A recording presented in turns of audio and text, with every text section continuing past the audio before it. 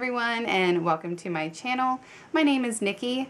Before I begin, I'd like to remind you that this is a general reading for everyone with your zodiac sign. So if you are interested in something personalized just for you, you can visit my website or my Etsy shop. It's $15 per tarot reading, and there are other offers and deals on there, so make sure to check those out. I will have both websites linked in the description box below this video. If this reading does not seem to resonate with you, you really need to check out the reading for your rising sign. Your moon sign can also be significant, but especially your rising sign. And now on to your reading. Hello Aries, and welcome to your July 2016 tarot reading. My name is Nikki. I've already shuffled and meditated over the cards, and laid before you is your monthly spread. For the first week, you have the golden flower. Now this is my chrysalis deck. They do label things differently, but I will give you the traditional names and meanings. This is actually temperance, and it is in its upright position, so everything is very positive there. Temperance is one of my favorite cards.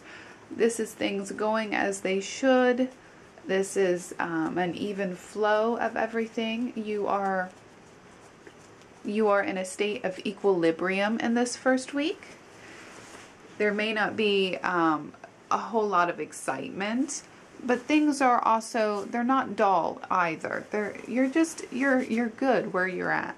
Now, this is also a card telling us to do everything in moderation at this time. That, you know, going to excessive streams is not the way to go. You want to stay in the middle. You want the middle ground. Now, this in a literal sense is a blending, a mixing of hot and cold. So this is symbolic for getting along with people. You may be meeting new people, people of a different race, a different culture, however, but you're blending well, you're mixing well, and that's a very good thing. You're simulating very positively, and you're connecting with others. In the second week of July, you have death in reverse. Now, death is all about transformation and change, and it's generally about positive change. And, you know, there still could be some positive changes coming in this second week. But for whatever reason, you're resistant to this change. You don't want to change. Things are going well for you where you're at.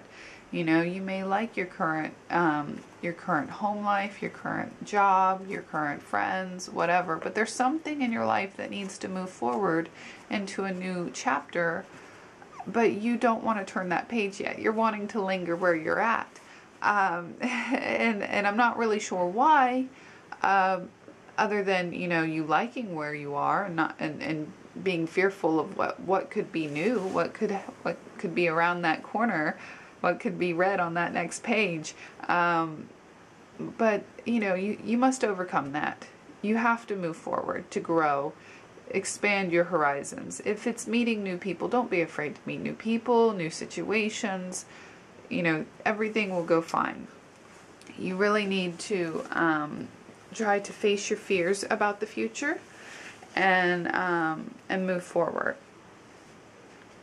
Now, with the third week, you have the Nine of Stones, and this is Nine of Pentacles, and this is a very positive card. This is you being comfortable in your current situation. Again, this goes with your second week card. With you being resistant to change. Now, I do feel that maybe someone is trying to enter your life, and you're very happy being on your own or being independent. Whether you're on your own or not, you are very independent. You are self-sufficient. You've spent time making your own space and being happy with it.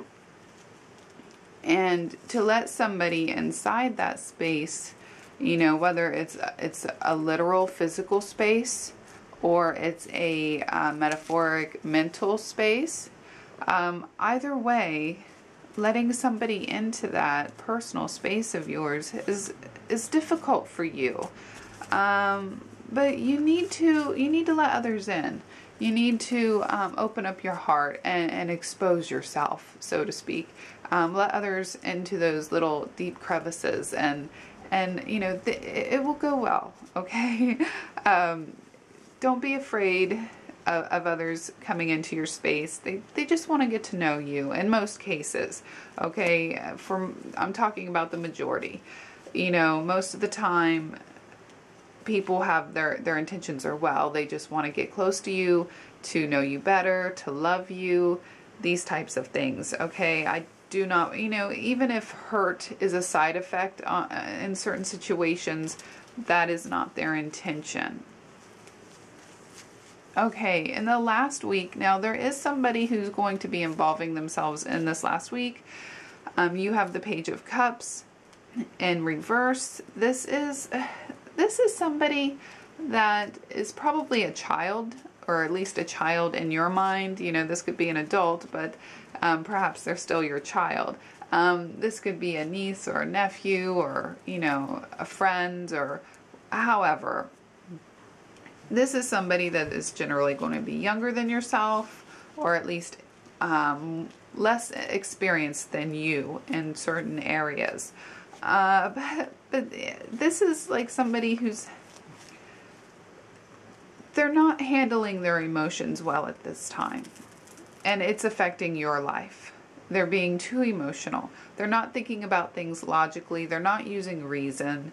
This card reminds me of, like, you know, the spoiled brat throwing a temper tantrum over not getting their way. So keep that in mind. You know, I think it's going to be more of a headache to you than anything else. I don't think it's going to, like, flip your life upside down or anything. This person is going to be more like an annoyance. So it is what it is. But it most likely is a water sign, and that is Pisces, Cancer, or Scorpio. It took me a second. And but they don't have to be a water sign. They just may be having an emotional time, or a difficult time looking at things logically or with reason. They may be going through a situation that is overwhelmingly emotional for them. So keep that in mind also. But that is your reading, Aries, in its entirety. I hope that you found it helpful. If you did, please push that like button and subscribe, because I do this every month. And like always, I look forward to talking to you again next month. Bye-bye.